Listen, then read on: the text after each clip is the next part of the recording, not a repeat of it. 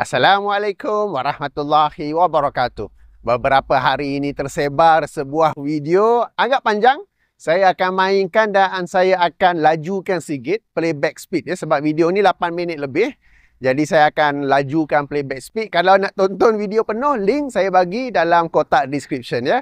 Ayuh kita tonton, kemudian saya berikan ulasan dan react.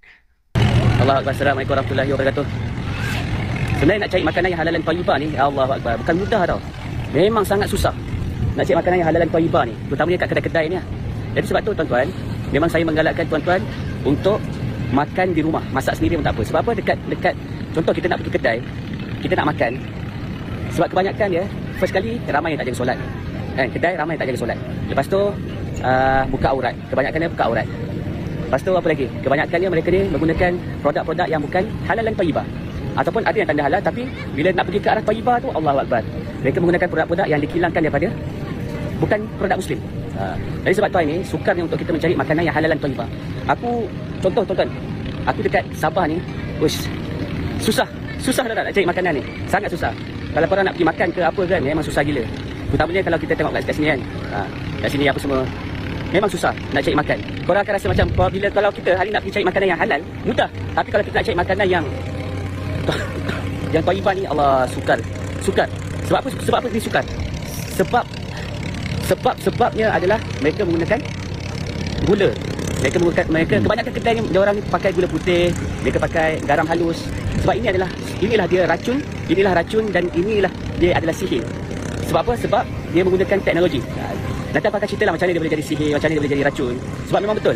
Sebab apa? Sebab gula putih, garam halus ni, itulah yang membuatkan kita hari ni berpenyakit. Membuatkan kita hari ni kita ada kanser, kita akan ada kencing manis, darah tinggi dan macam-macam lagi. Jadi sebab tu aku memang menggalakkan korang makan kat rumah, makanlah kat rumah tu, walaupun korang terpaksa makan telur kan, walaupun terpaksa makan ikan bilis. Okey apa? Syukurlah pada Allah Subhanahu Wa Taala. Ini korang sebab apa? Sebab hawa nafsu korang tak ada sifat menahan diri. Sebab apa tak ada sifat menahan diri? Sifat menahan diri ni korang kena banyak bertahan lah. Sebab kita orang mukmin ataupun orang Islam ni, kita kena kita kena ada sifat menahan diri. Kita kena kawal nafsu kita. Kita sebab hari ni kita semua nak sedap, kita nak tu lah, nak ni lah, nak makan tu lah, nak makan yang becis lah, nak apalah. Dan sebab tu hari ni kehidupan kita, Allahu Akbar, kehidupan kita banyak dirosakkan, kesihatan kita. Sebab tu hari ni masjid-masjid, bukan masjid-masjid lah, sebenarnya hari ni hospital makin banyak. Sebab apa? Ramai orang sakit. Inilah tujuan dia yang mereka ada kan. Contoh, kalau korang tengok WHO, dia menambahkan lagi hospital.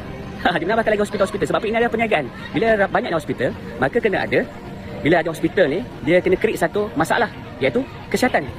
Kesihatan kita dia berpunca, masalah ni datang daripada pemakanan kita. Itu masalahnya. Sebab tu hari ni kat Sabah ni, Allah, susah nak cari makanan yang halal dan thayyibah. Susah. Even pun dekat Semenanjung pun, Allah Akbar, susah. Sebab tu Nabi SAW, dia tidak menggalakkan umat dia makan di kedai. Sebab apa? Sebab inilah masalah-masalah dia. Produk pakai kan, punca-punca penyakit. Dan mereka yang, contoh kalau kita buka kedai makan, mesti peniaga nak masakan ni sedap. Bila ke arah sedap tu, itu yang punca-puncanya kita berpenyakit. Jadi sebab tu hari ni kita kena elakkan. Supaya apa? Supaya kita elakkan kita makan dekat luar rumah lah, dekat kedai-kedai. Sebab aku cakap ni sebab apa? Aku nasihatkan bukan setakat aku nak nasihatkan kau, tapi sebenarnya untuk diri aku juga. Bila aku cakap, maka aku insya-Allah aku boleh pelihara lah kan, daripada makan kat luar. At least kalau macam safar ni, macam pergi ke Sabah ni, alhamdulillah lah boleh masak kat rumah. Sebab apa? Ada homestay apa semua kan. Kalau kita safar ni terpaksa makan kat luar, usahakanlah cari yang halal dan thayyibah. Jangan kita makan sebab nak sedap je, tapi pentingnya keberkatan daripada Allah Subhanahu Wa Taala. Jadi kalau kita makan makanan yang tiada keberkatan, itu yang membuatkan ini ibadat kita susah nak bangun tahajud, kita susah nak baca Al-Quran, kita susah nak. Para penonton yang dirahmati Allah sekalian, apabila kita hendak membuat tuduhan kepada seseorang atau satu kumpulan orang sebagai seorang Muslim yang bertakwa, hendaklah kita pastikan bahawa tuduhan kita itu atau apa yang kita katakan itu atau apa yang kita nak sandarkan kepada seseorang ataupun satu kumpulan adalah benar lagi sahih.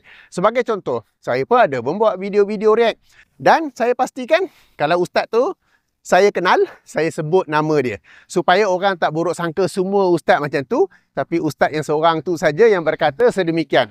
Kalau saya tak kenal ustaz tu, barulah saya tak sebut nama ya. Dan saya pun blur kan video supaya kita dengar audio saja. Kita ingin mengambil pelajaran daripada apa yang dikatakan oleh ustaz itu. Demikian juga apabila seseorang itu hendak menuduh satu negeri, dalam kes ini Sabah, sebagai sukar untuk mendapat makanan yang halal lagi thayyibah.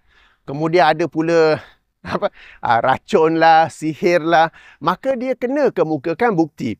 Jika tak ada bukti, janganlah berkata sedemikian, kerana itu bererti menuduh satu negeri yang besar, Sabah tu, sebagai negeri yang para peniaganya tidak menyediakan makanan yang halal lagi thayyibah. Kemudian pula ada pula yang beracun dan sihir. Padahal racun yang sihir dia masukkan itu, tak silap saya, ialah gula dan garam ke. Okey. Jadi memberi perhatian kepada makanan itu betul. Cuma kalau nak kata sukar dapat, itu adalah sesuatu yang berlaku di seluruh Malaysia ataupun di banyak tempat juga, yes. Macam saya sekarang ni di Shah Alam, kan benda ni tak terhad kepada Sabah saja, tapi Shah Alam ada, Kelang ada, negeri-negeri lain ada, negara-negara Muslim yang lain pun ada juga cabaran sedemikian. Dan kemudiannya kita tak boleh juga kata secara general, kerana di negeri itu, dalam kes ini Sabah, sudah tentu ada saja peniaga Muslim yang benar-benar memerhatikan aspek halal dan thayyibah makanan yang mereka sediakan. Hanya orang yang buat video tu saja yang tak jumpa, ya. Jadi baik Sabah maupun mana-mana negeri yang lain, ada saja para peniaga Muslim yang bertanggungjawab menyediakan makanan dan minuman yang halal dan thayyibah. Kalau kita tak jumpa, cakap kita tak jumpa, tapi jangan generalize, jangan umumkan kepada seluruh Selangor ni susah dapat makan, seluruh Sabah ni tak ada, kan. Kemudian di exaggeratekan lagi pula sebagai racun lah, sebagai sihir lah. Padahal gula dan garam itu bergantung kepada orang yang ambil tu. Kalau dia yang ambil banyak, salah dia lah, kan. Katakan saya minum gula banyak sampai dapat kencing manis ke apa, saya yang salah, bukan peniaga tu. Kalau saya yang ambil garam banyak, saya yang salah, bukannya peniaga tu. Jadi kenapa pula nak disalahkan kepada peniaga, kan? So memang tidak patut dibuatnya video sedemikian. Kemudiannya, kalaulah nak sangat, kalaulah susah sangat, kalau dia betul susah nak dapat peniaga yang menjual halal dan thayyibah di mana-mana lokasi tanpa terhad pada Sabah, okay, when you travel, apabila anda bermusafir ke mana-mana lokasi lain, bawa semua peralatan sendiri, daripada kualinya, daripada dapur gasnya, daripada tong gasnya sekali bawa sendiri.